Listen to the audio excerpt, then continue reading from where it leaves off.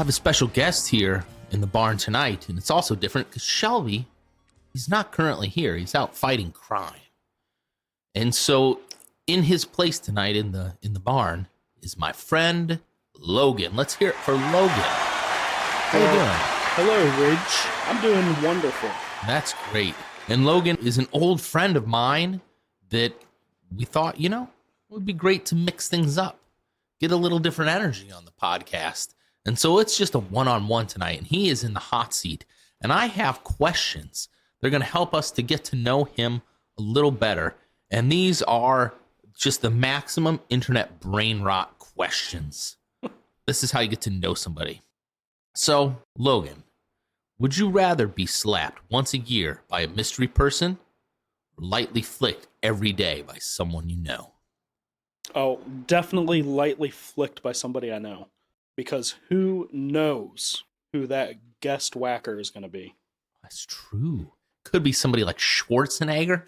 Just comes up and slaps your head right off. Yes, I don't need that. Yeah, that sounds better to be lightly flicked. All right, here's another one. Would you rather be forced to clap when planes land or boo when someone drops something? Ooh. Imagine if it's like somebody who drops something that they really need and like you should be going to help them, and instead you just have to go boo.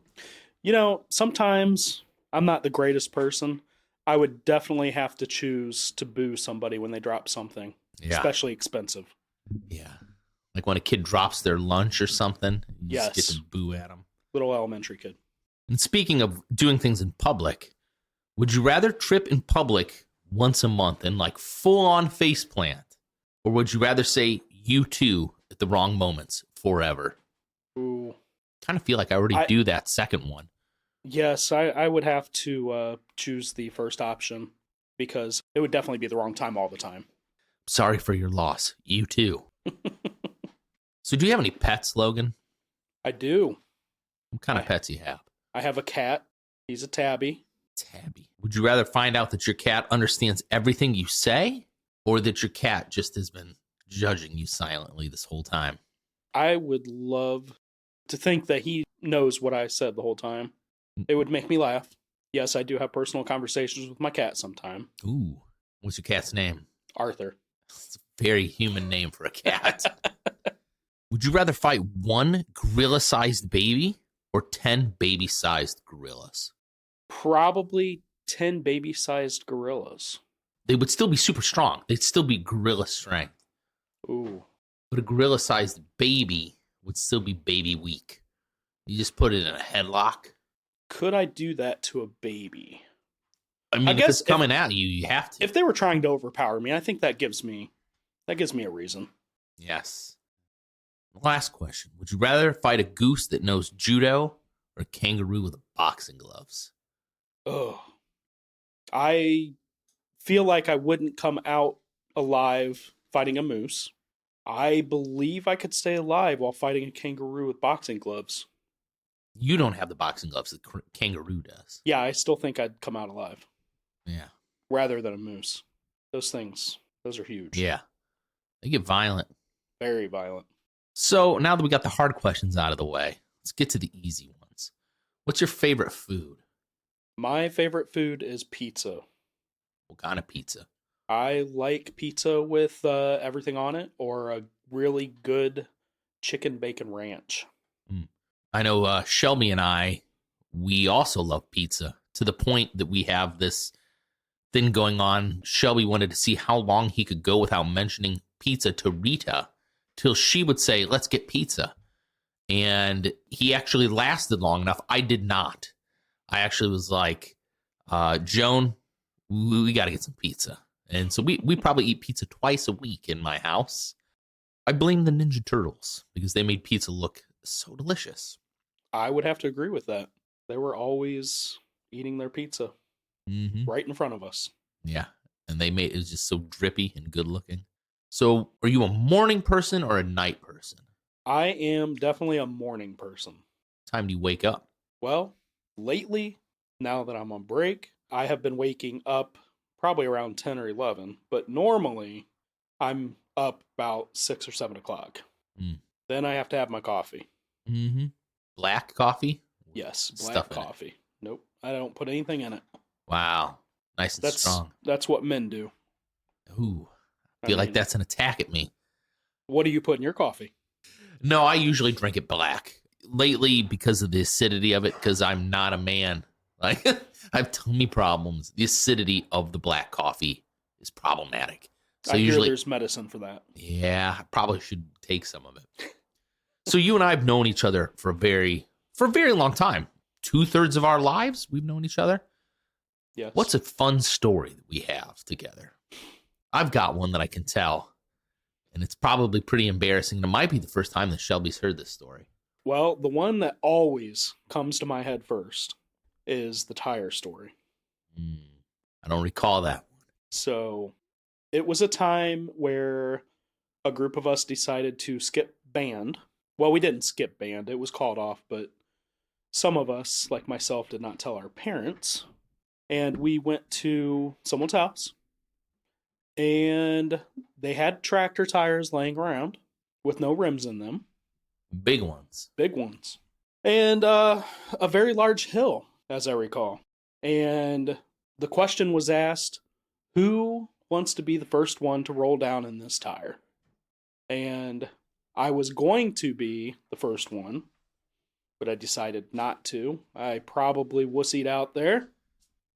You, my friend, decided to take the lead and be the one to go down. You were never quite right after that tire ride. It's true. It's true. That's why I wake up in the middle of the night sometimes screaming. But the real ending to that story is, had I went down, possibly could have injured me very badly. So I know the doctor told me that if I was any shorter or skinnier, I would have probably fallen out of the tire and it would have crunched my neck. yeah, She's like, oh, yeah, people get paralyzed from doing this. I was like, oh, all right. The problem is we weren't even drinking or doing drugs or anything like that. We were just dumb. I was just dumb. yes, we made some pretty poor decisions. Thankfully, none that killed us. Yeah. Maybe maimed us a little bit, but I think that's about as much as it went. You weren't with me when we were in the back of that teacher's car, right? I just don't remember. I know that one of our mutual friends was, but I don't remember if you were there as well. No, I was not. All right. Well, I might have to tell this story quickly. So there was a certain teacher, band teacher, if you will, that after a football game, we knew where she kept the keys to her car.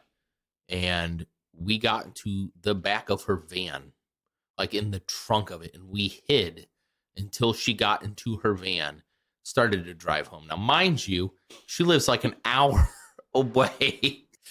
And me and at least one other person, might have been two people, might have been two redheads. We're sitting in the back of this van. We're just giggling because she's driving home by herself. And in hindsight now, I'm like, this poor teacher, she's driving home and it's just like silence in her car. Most people have like the radio going or, you know, they're talking to themselves. No, she's just driving at night in pure silence. And after she drives it was probably only 10 minutes down the road, we burst up behind the back seat and we go, rah! And she's swerving around on the road.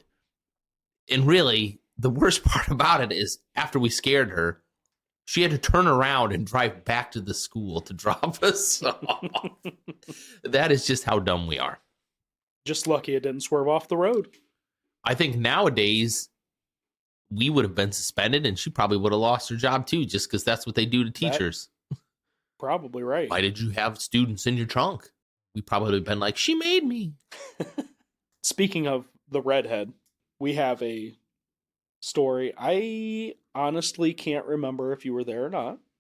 My family was gone on the farm that we lived on, and I decided to have a party with a group of us.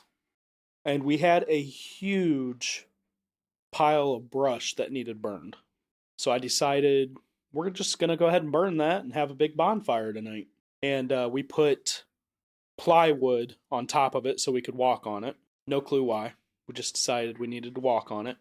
We poured gas all around it, all around us. And while we were still on the plywood, I decided to throw a match down in the branches that were down there, doused in gasoline, with the gasoline in my hands, by the way. And Where was adult supervision? they were gone. This was the early 2000s, right? No smartphones taking videos. Correct. So nothing was happening. We threw like 2 or 3 matches down, wondering why it didn't start. The redhead gets off the pile. I start to walk off the pile, and all of a sudden, just a burst of flames comes up.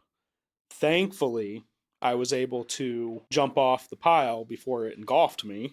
I dropped the gas can right by the fire, and we ran away. We had to run away at least 100 feet, I think. You could still feel it.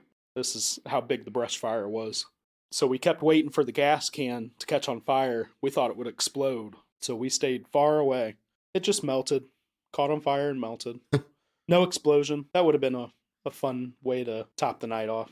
I believe I was there for that.